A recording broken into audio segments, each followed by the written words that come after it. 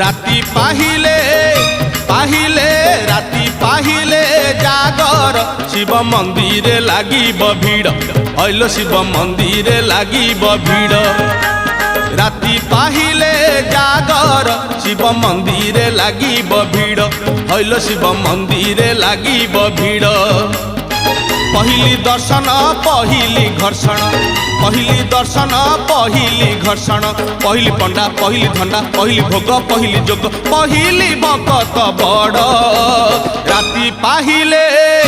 पाहिले राति पाहिले जागर शिव मंदिर लागिब भीड़